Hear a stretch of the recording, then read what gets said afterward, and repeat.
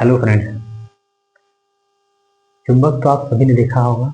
चुंबक के बारे में आप जानते भी होंगे कि चुंबक के पास अगर हम लोहा जैसी चीज़ों को लेकर आते हैं तो उसमें चुंबकत्व की प्रॉपर्टी आ जाती है या चुंबक की ओर आकर्षित होने लग जाते हैं। बट क्या आप जानते हैं कि कुछ सर्टेन मटेरियल में ही चुंबकत्व की प्रॉपर्टी पाई जाती है और कुछ मटेरियल में चुंबकत्व की प्रॉपर्टी नहीं पाई जाती। ऐसा क्यों होता है? What are the basic reasons at the atomic level behind the magnetization of magnetic material? तो इस पर्टिकुलर टॉपिक पे आज का हमारा वीडियो रहेगा। तो मैं मिस्टर दिव्य प्रकाश आपका स्वागत करता हूँ मेरे यूट्यूब चैनल में जिसका नाम है डिवाइन फिजिक्स। तो चलिए आज के इस टॉपिक पर डिस्कशन करते हैं। बेसिकली ये टॉपिक पे जो लेक्चर है वो 3 पार्ट में आने वाला है और जिस पार्ट में जिन टॉपिक्स पे वीडियो आएगा वो सारे टॉपिक्स ये हैं। फॉर एग्जांपल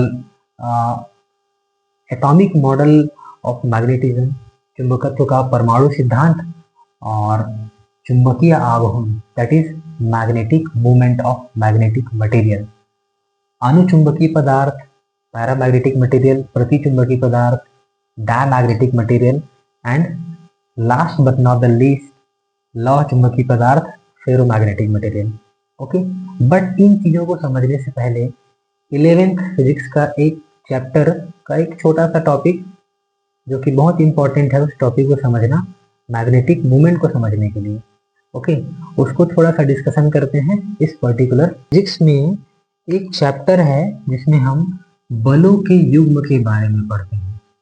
बल युग्म के बारे में पढ़ते हैं जिसे हम कपल ऑफ फोर्स या पेयर ऑफ फोर्स भी कहते हैं। कपल ऑफ फोर्स या पेयर ऑफ फोर्स भी कहते हैं, पेयर ऑफ फोर्स। ओके, तो ये कपल ऑफ फोर्स या पेयर ऑफ फोर्स या बल युग्म क्या होता है उसको समझने का प्रयास करते हैं। सपोज करिए हमारे पास एक सिस्टम है कुछ इस तरीके का। ओके, ये सिस्टम का मिडिल पॉइंट है जिसको हम वो बोल देते हैं और ये सिस्टम का एक डायमेंशन है जिसको हम आर बोल देते हैं। ओके, तो सपोज कीजिए कोई एक एक्सटर्नल फोर्स इस कॉर्नर पे, इस डायरेक्शन पे इस पे लग रहा है। इस फोर्स को मैंने नाम दे दिया है F1 और एक एक्सटर्नल फोर्स इस ऑब्जेक्ट के इस कॉर्नर पे इस डायरेक्शन पे लग रहा है, इसको मैं नाम देता हूँ F2।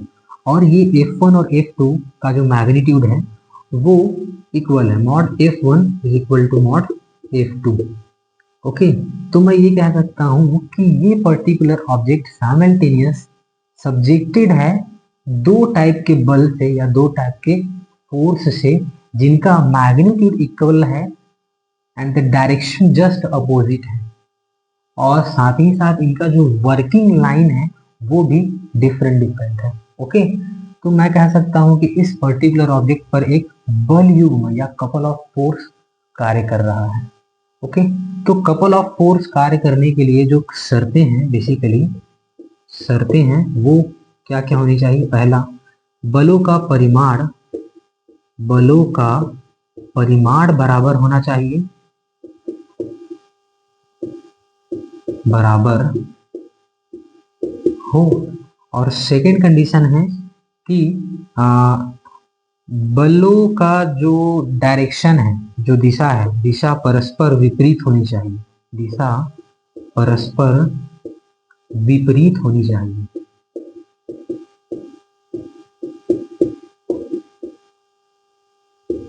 ओके, और तीसरा कंडीशन है कि इन दोनों बलों का वर्किंग एक्सिस या क्रिया रेखाएं, जिसको बोला जाता है क्रिया रेखाएं,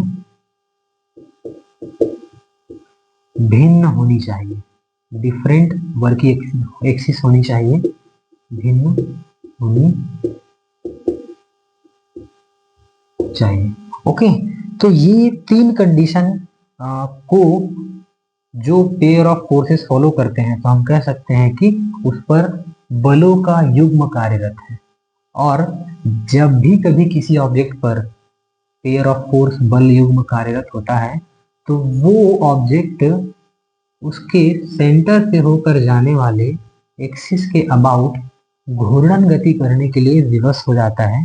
ओके, घूर्णन गति करने के लिए विवश हो जाता है या रोटेटरी मोशन करने के लिए टेंड करता है, जिसे ही हम बल युग्म के कारण होने वाला घूर्णन या बल का आघूर्ण या बल आघूर्ण कहते हैं। ओके, तो बेसिकली बल आघूर्ण का डेफिनेशन अगर समझना चाहे तो हम ये कह सकते हैं कि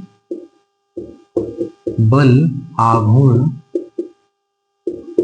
जिसे हम टॉर्क के नाम से जानते हैं, टॉर्क। ओके, तो हम यह कह सकते हैं कि सिमिलरली जो मैंने आपको अभी बताया कि जब किसी ऑब्जेक्ट पर साइमल्टेनियस दो फोर्स, कपल ऑफ फोर्स या बल युग्म कार्यरत होता है, तो वो उस ऑब्जेक्ट को उसके सेंटर से होके जाने वाले एक्सिस के अबाउट रोटेट करना चाहता है या टेंड कर देता है या घूर्णन पैदा कर देता है। ओके, तो बल युग्म के कारण होने वाला जो घूर्णन है उसी को ही हम बल युग्म का आघूर्ण या बल आघूर्ण कहते हैं। तो बल आघूर्ण जिसको हम टॉर्क कहते हैं, तो टॉर्क इज इक्वल टू होता है इन दोनों बलों में से कोई भी एक बल, कोई एक बल और गुणा दोनों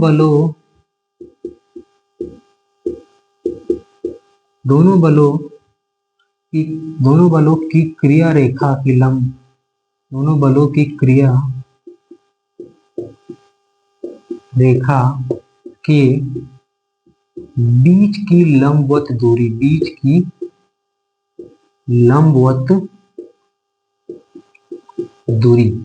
तो यहाँ पे टाउ इज इक्वल टू कोई भी एक बल ले लेंगे, अगर मैं इस दोनों बलों के इक्वल एफ को मान लूं तो यहाँ पे एफ हो जाएगा, और दोनों बलों की क्रिया रेखा के बीच की दूरी, लंबवत दूरी जो है वो है हमारे पास आर। चूंकि टॉर्क जो होता है एक वेक्टर क्वांटिटी है, तो अगर वेक्टर क्वांटिटी या वेक्टर के फॉर्मेट में लिखना चाहे तो tau vector is equal to R vector cross F vector हो जाता है, जिसका डायरेक्शन आर वेक्टर और एफ वेक्टर दोनों के परपेंडिकुलर डायरेक्शन में होता है। ओके, इसके लिए हम राइट हैंड रूल का यूज कर सकते हैं इसका डायरेक्शन फाइंड करने के लिए। अब रियल टाइम एग्जांपल अगर हम देखना चाहें इन इस प्रकार के बलों का रियल टाइम एग्जांपल हमको कहाँ पे देखने को मिलता है, एक एग्जांपल लेते हैं मैग्नेटिक निडल का, चुंबकीय सुई जिसे कहा जाता है। ओके, तो सपोज कीजिए हमारे पास एक चुंबकीय सुई है, चुंबकीय सुई है कुछ इस तरीके से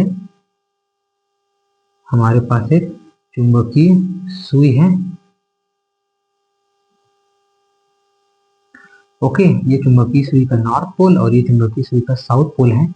जब इस चुंबकीय सुई को किसी एक्सटर्नल मैग्नेटिक फील्ड के बीच में रख देते हैं, for example external magnetic field का ये नॉर्थ पोल और एक्सटर्नल मैग्नेटिक फील्ड का ये साउथ पोल है। ओके, तब हम देखते हैं कि निडल के इस नॉर्थ पोल पर एक्सटर्नल मैग्नेटिक फील्ड के साउथ पोल के कारण एक टॉर्क कार्य करता है इस डायरेक्शन, एक फोर्स काम करता है इस डायरेक्शन में।